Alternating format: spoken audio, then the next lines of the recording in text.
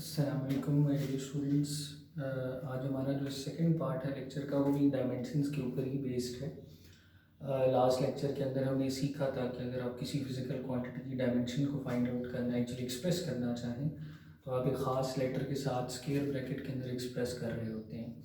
और इसी तरह अगर हम किसी फिज़िकल क्वांटिटी की डायमेंशन को फाइंड आउट करना चाह रहे हैं, ऑब्टेन करना चाह रहे हैं, तो हम उसे किस तरीके से ऑब्टेन करेंगे। दो बड़े सिंपल से मेथड्स हमारे पास अवेलेबल है जिनके थ्रू हम इसे ऑब्टेन कर सकते हैं। कुछ एग्जांपल्स मैं यहाँ पे शेयर करूँगा। सबसे पहली चीज़ मैं जो फाइंड आउट करने वाला हूँ वो डायमेंशन है वेलोसिटी की। वैसे हम अपनी बेसिक फिज़िक्स के अंदर पढ़ के आ रहे होते हैं बेटे कि वेलोसिटी जो है वो डिस्प्लेसमेंट डिवाइडेड बाय टाइम हुआ करती है।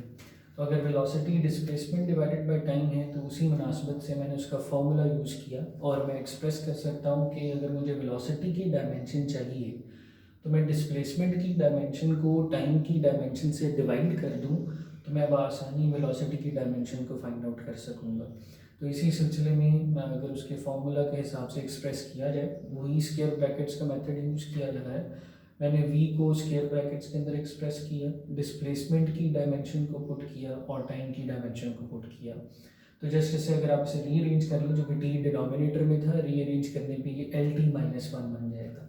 तो इस तरीके से अगर आप वेलोसिटी की डायमेंशन ऑब्टेन कर रहे हैं तो जस्ट आप उसके फॉर्मूला को यूज़ करके उसकी डायमेंशन ऑब्टेन कर सकते हैं। फिर इसी तरह अगर मैं जिक्र करूँ ऐसे यूनिट के पॉइंट ऑफ व्यू से, वहाँ से भी हम डायमेंशन को डिराइव कर सकते हैं।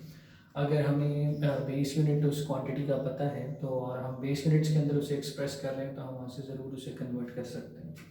जैसे वेलोसिटी के पॉइंट ऑफ व्यू से बात की जाए तो वेलोसिटी का जो बेस यूनिट के पॉइंट ऑफ व्यू से जो यूनिट बना करता है वो मीटर पर सेकेंड है, जिसे ms-1 लिखा जा सकता है।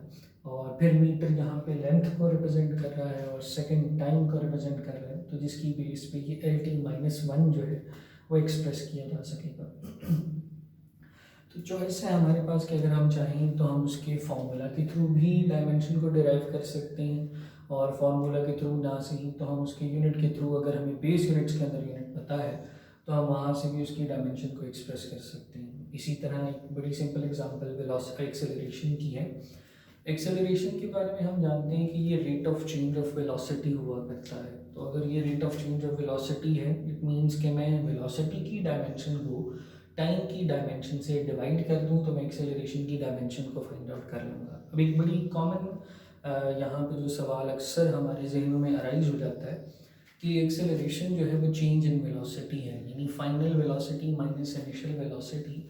तो अगर मैं वो भी वेलोसिटी, फाइनल वेलोसिटी भी एक वेलोसिटी है, इनिशियल भी एक वेलोसिटी है, तो अगर उसकी डायमेंशन को पुट कर दिया जाए तो VF माइनस VI के पॉइंट ऑफ व्यू से तो डायमेंशन ही ख़त्म हो जाएगी। तो यहाँ पर याद रहे कि चेंज का डायमेंशन के अंदर कोई रोल नहीं है, हम सिर्फ उस फिजिकल क्वांटिटी की डायमेंशन को पुट करेंगे।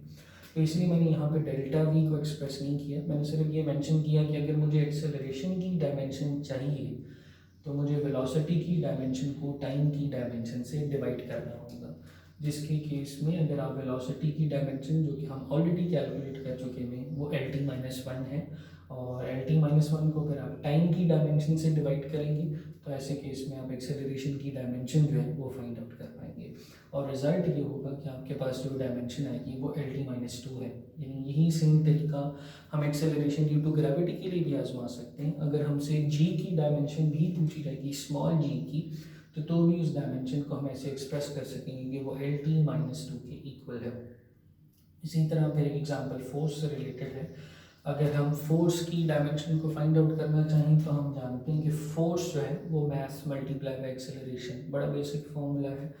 हम किसी फोर्स के फार्मूला के, आप चाहें तो प्रेशर के पॉइंट ऑफ व्यू से force is equals to pressure multiply by area से कैलकुलेट कर सकते हैं, मास मल्टीप्लाई बाय एक्सेलरेशन से कैलकुलेट कर सकते हैं, या जो फोर्स का फार्मूला अवेलेबल है वहाँ से उसे कैलकुलेट किया जा सकता है। ये बेसिक है इसलिए मैं इसको यूज़ कर रहा हूँ।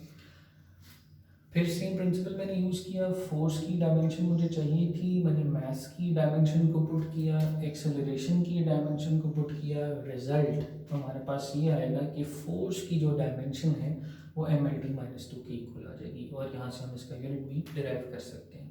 इसी तरह मैं एक एक्सरसाइज का क्वेश्चन शेयर करना चाहूँगा, वो बड़ा इंपॉर्टेंट क्वेश्चन है, अक्सर हमें बोर्ड में हमसे पूछा जाता है। वो क्वेश्चन ये है कि जो ग्रेविटेशनल कांस्टेंट है आप उस ग्रेविटेशनल कांस्टेंट का यूनिट भी डिराइव करके दिखाइए और उसकी डायमेंशन भी डिराइव करके दिखाएं।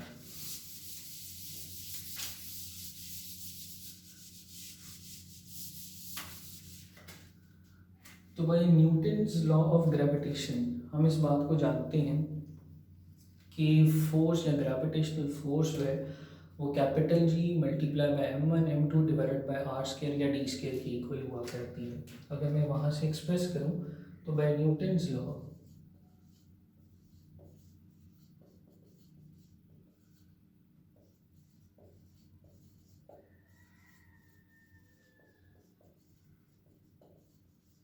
मैं ऐसा लिख सकता हूँ कि F is equals to G m1 m2 divided by d square. और अगर हमें कैपिटल जी की डायमेंशन को ऑब्टेन करना है तो हमें फार्मूला को रीअरेंज करना पड़ेगा। आप इसे जी के लिए रीअरेंज करें। अगर हम इसे रीअरेंज करें तो ये basically G is equals to F d square divided by m1 into m2 बन जाएगा। इट मीन्स अगर जी की डायमेंशन हमें चाहिए तो हमें फोर्स की डायमेंशन, डिस्टेंस की डायमेंशन, मास की डायमेंशन को अकॉर्डिंग टू फार्मूला पुट करना होगा। अब अगर मैं स्ट्रेट अवे इनकी डायमेंशंस को मेंशन करूं तो कैपिटल जी की जो डायमेंशन है वो फोर्स की डायमेंशन, जो भी हमने लास्ट पार्ट में देखा कि वो हमारे पास m/t -2 की इक्वल हुआ करती। इसी तरह अगर हम किसी भी तरह के डिस्टेंस या डिस्प्लेसमेंट की बात कर रहे हैं तो उसकी डायमेंशन वो लेंथ से रिलेटेड है, हम यहाँ पे लेंथ मेंशन करेंगे। अब चूँकि यहाँ पे फॉर्मूला के अंदर डी स्क्वायर एग्जिस्ट करता है तो यहाँ पे डायमेंशन पुट करते हुए भी हम उसका स्क्वायर जो है वो मेंशन कर रहे होंगे। और डिनोमिनेटर में दो मैसेज चल रहे हैं, m1 ये भी एक मैस है, इसकी डायमेंशन पुट की जाएगी तो भी कैपिटल M पुट होगा, और सेकेंड M की डायमेंशन अगर पुट की जाएगी तो वो भी कैपिटल M के साथ पुट हो रहा होगा। जैसे जैसे हमें मज़ीद सिंप्लीफाई करने की ज़रूरत है, रीअरेंज करने की ज़रूरत है, रिज़ल्ट ये होगा कि कैपिटल जी की जो डायमेंशन है, बेसिक मैथ्स अगर हमारे पास बेसिस सेम हो तो मल्टीप्लिकेशन के अंदर पावर्स जो है वो ऐड हो जाया करती हैं। जैसे यहाँ पे अगर देखा जाए तो हमारे पास MLT एक L यहाँ पे एग्जिस्ट करता है, एक L यहाँ पे एग्जिस्ट करता है, ये L³ बन जाएगा। और इस डिनोमिनेटर को देखें तो ये डिनोमिनेटर के अंदर m⁻² एग्जिस्ट करता है। तो अगर मैं जी की डायमेंशन को एक्सप्रेस करना चाहूँ तो मैं ऐसे लिख सकता हूँ कि इस वक्त m की अगर पावर्स देखी जाए तो m⁻+1 हमें यहाँ से मिल जाएगा और m⁻² हमें डिनोमिनेटर से मिल जाएगा। इसी तरह हमारे पास l⁻1 +2 आ जाएगा और इसी तरह हमारे पास t⁻⁻2 आ जाएगा।